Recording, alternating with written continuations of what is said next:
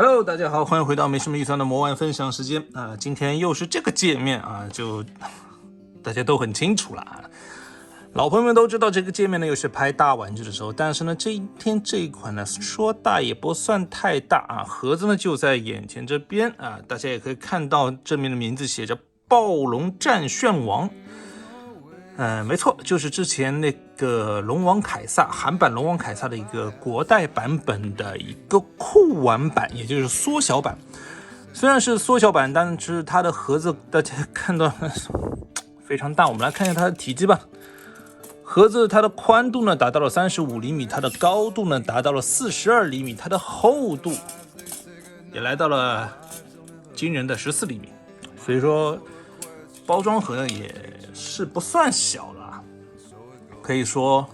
非常的吓人。如果要来个直观的比较的话呢，我们可以看到它的包装盒基本上是变形金刚 C 级玩具的这样一个体量啊，甚至还宽一点点。玩具方面呢，造型大家应该也很熟悉了啊，就是我们的龙王凯撒啊，现在叫暴龙战炫王啊。盒子侧面，盒子背面，哇，中文看起来就是亲切啊，什么都能看懂啊。最强特工迷你特工队，最强恐龙2合体变形啊，暴龙车模式，兴龙啊，它叫兴龙啊，兴龙暴龙模式，合体成暴龙战炫王，好顺口的名字。当然，这下面还有一行小字非常重要，注意。本品无法与本季恐龙战士系列进行合体，如需合体，请购买豪华版暴龙战炫王。对，小版本呢它是没有合体玩法的，所以说大家要注意取舍。侧边还有个提手，侧体，送礼体面过人。盒子呢基本上就这样，我们来看一下玩具的本体吧。好啊，把玩具从包装中取出来呢，基本上是这样一个样子。附带的配件呢，基本上也就是它腰间的这把武器以及一块，这个叫什么臂来着？这个臂呢是塑料的啊，全塑料，没有任何金属，所以说这是第一感觉在手感上有区别的。然后体积呢，就是一个比较接近于变形金刚 L 级老 L 级的那个大小啊，和原本的。叫什么豪华版比起来大小，差不多应该是这样一个关系。它基本上就到豪华版的胸口的位置吧，这个是韩版来的。还有个明显的一个区别呢，就是整体的关节它都没有齿轮关节。大家可以看到镜头，我拿着它腿拿起来的话呢，它会有一个重力感应的，对它。全身所有的齿轮关节几乎是都变成了普通的阻尼关节，比如说手臂，对吧？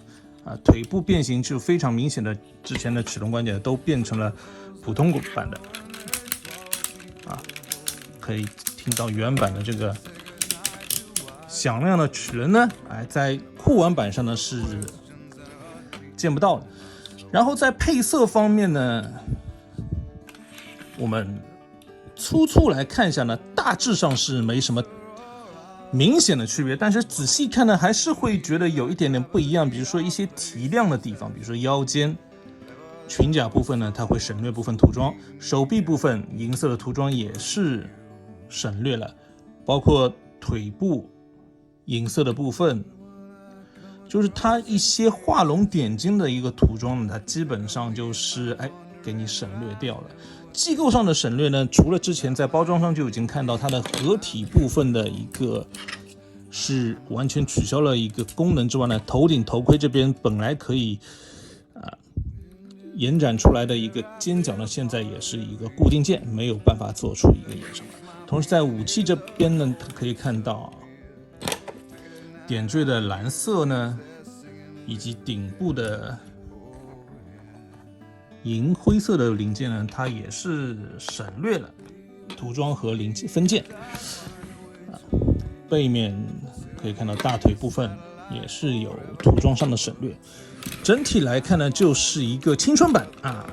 这么说可能大家更理解的更清楚一些，青春版的一个龙王凯撒啊，当然现在叫暴龙战旋王啊。还有一个明显就是在把玩时候发现，它手指原本的是食指和后三指是分开的，但是现在呢四指是联动的，这也是一个关节上的一个变更。当然，这些涂装上的省略关节上分界上的省略呢，还是可以接受。最比较让我影响手感的就是它的关节这块呢，虽然省略了齿轮，但是阻尼调的呢也有一点点偏松，特别是人行胯部，大家可以看到它是几乎是没有办法 hold 住整个人的现在 hold 住了好吧，我收回他的批评，他勉强能够 hold 住吧。原本的齿轮呢，关键就是完全没有什么这样的一个问题拿它单腿起来，它机体并不会发生姿态上的改变。好整体造型上是如此这般，可动上呢，除了关节手感的变更之外呢，基本上是没有什么变化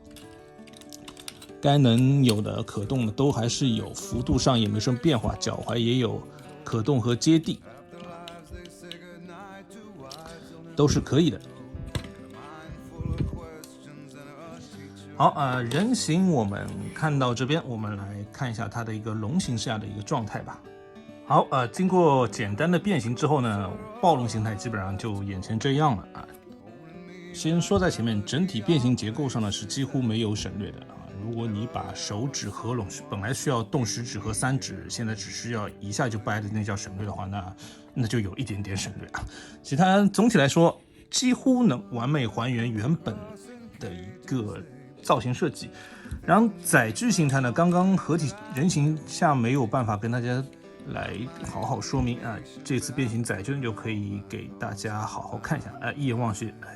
还是那个风格，省略了一些细节点缀的涂装引擎盖部分的蓝色车尾部分湖蓝色、浅蓝色的一个散热片结构。侧面方面呢，上面黑色的一个细节点缀，基本上就省略了这样的一些配色，在结构上面是完全没有做省略的，这样好评下。龙形方面呢，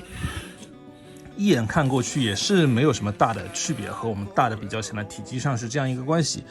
主要部分在头雕部分呢，你是几乎看不出有什么区别的，这点非常好，无非是在头盔这边的金色和蓝色分间的区域呢是稍稍有一点区别。大体上的一个分布配色有改变的呢，主要是在大腿这边有没有做出分色，膝盖这边的银色以及龙爪内部本来是有红色的部分呢，现在是没有。在背过身躯的部分呢，主要体现在尾部这边的，就原本武器状态的红色，以及在小臂部分的金色这边的一个涂装以及肩膀部分的黑色涂装这边的一个区别，大体上是可以说是不是问题了因为玩机甲玩具，特别是玩某些财团H 财团和 B 财团的玩家来说呢，实物玩具和动画中有色彩省略，这是太司空见惯的事情了这款在且不说动画中还原和豪华版的还原差异，仅仅在这几点上呢，我觉得是并不算是什么问题特别是在价格能够拉开差距的情况下。不知道各位怎么看？我简单来说，给他打一个分的话，我是可以打到4分的一个就酷玩版我们的暴龙旋战王，我是可以给到一个4分的一个评价的。为什么不给到5分？因为有豪华版珠玉在前，我知道它缺哪些，就是它的合体玩法没有。这个呢，我不能当不知道，对吧？但是呢，我选它肯定也有我的理由，一个是体积更小把玩起来更方便。如果你仅仅是喜欢暴龙旋战王，就龙王凯撒这一个机甲造型的话呢，我觉得完全可以选择我们的酷玩版，没有合体来说完全不是问题对吧？它这个造型还原好就可以。还有一点就没有给它满分的原因呢，就是它没有了齿轮关节，这的确是比较能够在把玩当中体会到那种落差感的一个要点。把玩起来咔咔咔齿轮那种爽快感是完全没有了，而且在人形状态下，就像我之前在展示人形的时候呢，它在某些关节的阻尼感上呢，还是稍稍欠缺了一点。我不知道可不可以通过旋紧螺丝来改善，但是呢，这个我觉得对玩家来说还需要自己动手来改进的问题呢，这就是玩具的问题，对吧？我说花了钱就消费者花了钱肯定是没问题的。所以说，这张100多的价格有这样大的一个体积，相当于变形金刚L 级以上旧版 L 级的一个体积啊，放在现在它可能都给你归到 C 级 Command 级了，对吧？像86擎天柱一样，这样一个玩具只要1张多的一个价格，有这样一个合体分离的一个玩法，这样的一个造型，在我觉得是完全没有问题。给他4分，他是绰绰有余；给他5分呢，稍稍有一点良心上的过不去吧，因为还是那句话，对吧？由奢入俭难呐，对吧？玩过好的了，总会知道它能够做到多好，但是呢，迫于某些成本上的考量，或者咱没有做到，心里总是会有一点点问题。如果我没有玩过这款豪华版的龙王凯撒，我直接拿到这款的话呢，我会毫不犹豫给它5颗星，对吧？因为它不能合体是我的选择，我买之前就知道，对吧？何况合体还是要加钱买的其他部件才能体会到乐趣。好了，今天这款酷玩版暴龙炫战王的视频呢，就简单录到这边啊。其实真的是简单跟大家分享一下了，就把玩上的一些感受和差异。如果喜欢我视频的小伙伴呢，记得给我一键3连支持哦，你们的支持对我非常重要。我们下次再见，拜拜。